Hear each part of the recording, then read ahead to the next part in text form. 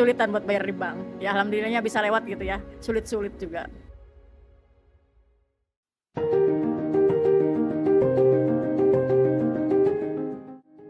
Namanya Nur Aini, umurnya 42.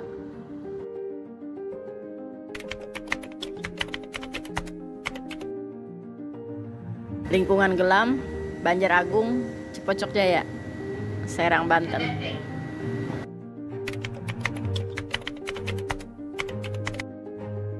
Kurang lebih ada 10 tahun lebih. Kayaknya 10 tahun lebih lah. Kan pertama itu ngikut ini ya, mertua. Jadi yang awal mula merantau ke sini tuh tete ipar. Habis tete ipar ada orang tua. Jadi ngikut sama orang tua mertua gitulah. Pas itu kan punya keinginan mau misah sendiri tuh, ngembangin usaha sama suami tuh. Udah katanya coba misah. Jadi pecahan dari mertua, pabrik seberang gitu.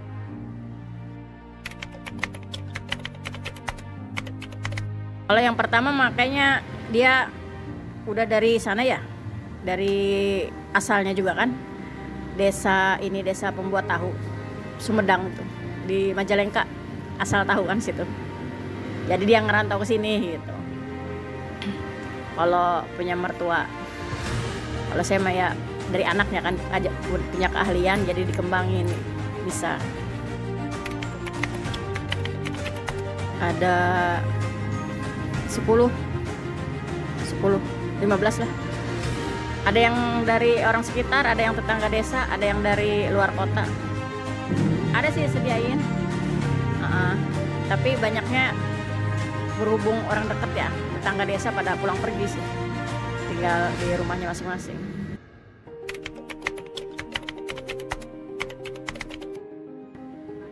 Kalau sehari itu nggak nyampe ribuan sih ya, ratusan paling banyak ya 200 gitu kalau lagi hari rame. Kalau lagi hari biasa mah paling 150 per kotak gitu ya, 150 per kotak gitu. Kalau bijian kan beda lagi ya, itu yang banyak. Tapi kan yang dijualnya per kotak kan kalau saya. Per kotaknya harga segini gitu. Yang ngejual per biji itu biasanya yang ngejual lagi di lapangannya. Kalau saya ngejual per kotak ya kan namanya masuknya agen ya.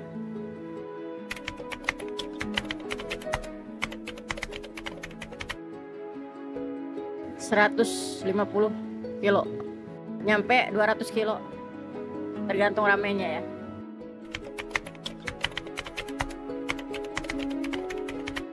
Pabrik tempe, kalau pabrik tempe kayaknya belum punya situ ya keahlian. Tapi emang sih kayaknya gampang kalau mau belajar mah gitu. Tempe kan modalnya ragi doang ya. Iya. Kalau tahu itu harus ada tekniknya, harus bisa kan bikinnya itu. Kalau tempe makanya ragi, diragiin, disimpan, dibalik aja mungkin gitu ya. Kalau tahu mah kan harus bisa punya anak buah itu kan. Kalau suami mah bisa sih bikin tahu. Jadi kalau anak buah nggak ada gitu bisa anak buah. Bosnya turun, suami yang bisa. Kalau saya mah ya paling manajemennya ya.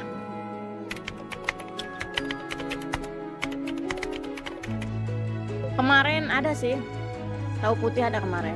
Tahu putih, tahu goreng, tahu kuning deh.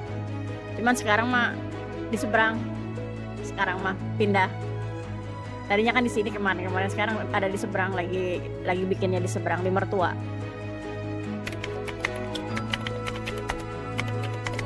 Kalau di sini itu orang-orang pada ngomong sih kuat ya, tahan lama gitu. Tahan lama, jadi kuat sampai 3 hari. Kalau cara penyimpanannya benar. Kalau yang di luar itu katanya saya juga ya, kata langganan sih, nggak kuat lama itu paling. Ya namanya jualan ya kadang-kadang mah ada sisa gitu. Tapi itu biasanya dalam bentuk mentah. Kalau udah digoreng itu 3 hari lah kuat. Cuman ininya jualnya kurang. Pada kalau sisa itu nggak mau, jadi nyisain mentah aja. Jadi digoreng lagi gitu kan, baru lagi.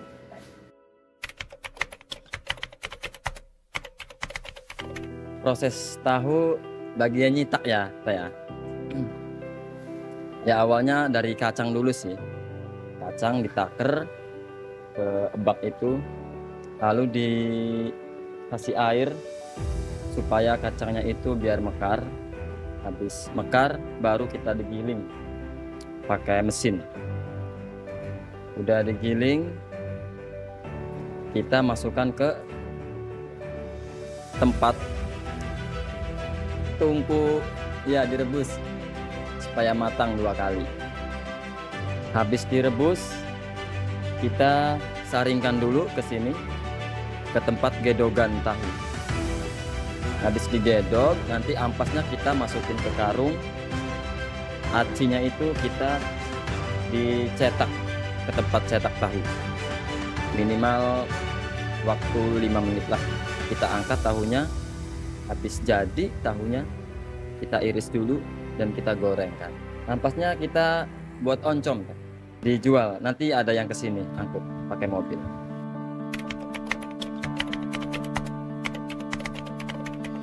Iya, gitu. Emang sih kalau mahal itu kesulitan ya, buat yang pengrajin tempe, pengrajin tahu itu sulit. Jadi namanya biaya operasionalnya gede kan. Mau nggak mau, jadi gimana nih siasatnya? Entah itu tahu diperkecil, isinya gitu, dikurangin. Entah itu dari irisan dikecilin nih. Jadi kira-kira biar yang jualnya nggak terlalu kaget. Biasanya dari isi kacang itu biasanya misalnya 10 liter nih, dikurangin jadi 9 liter gitu.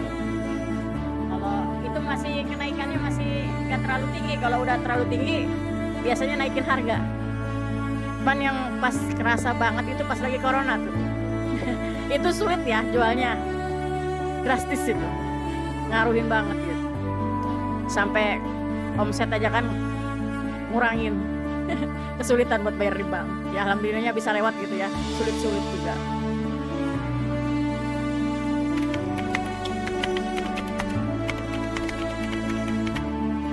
Kesulitannya kalau sekarang sih kayaknya pencarian bahan bakar ya susah ya. Kan bahan bakarnya emang sih ada bahan bakar biasa ya, ada kayak kayu bakar gitu. Itu masih gampang sih meskipun beli juga. Kalau di sini kan kebetulan nyari ya dari bubuk kayu itu.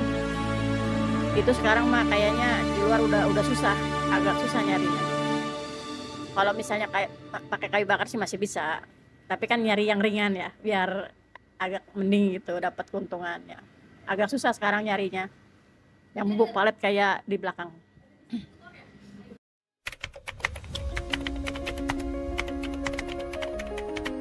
Per satu kotak aja ya. Itu harganya ada 2 macam sih. Biasanya tahu yang agak tebelan itu 36.000 satu kotak. Kalau yang agak tipisan itu 35. Isinya tergantung irisan sih. Kalau misalnya dia permintaannya irisannya pengen lebih gede gitu, itu lebih sedikit jumlahnya. Kalau pengen irisan lebih kecil ya lebih banyak. Biasanya ada 2 macam, tahu gejrot sama tahu asong. Kalau tahu gejrot itu 289. Itu ukuran yang buat gejrot tuh, tahu gejrot. Kalau buat asong itu 324 biji.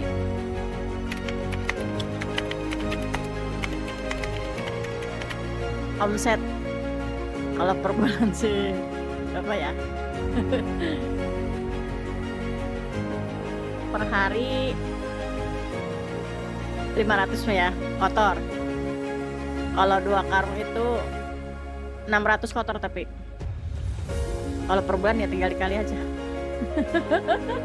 Tapi kotor ya, belum resiko ini resiko itu gitu. 600 lah per hari.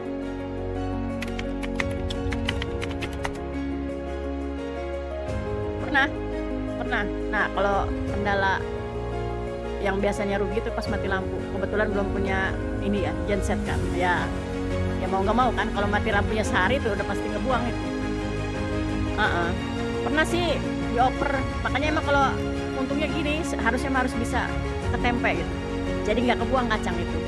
Kita ngoper lagi ke tukang tempe kan. Tukang tempenya tahu nih, kacang nih nggak kepake lagi sama tahu kan. Dihargainya murah gitu. Jadi ya daripada kebuang nggak balik kan, jadi murah juga, ya udahlah.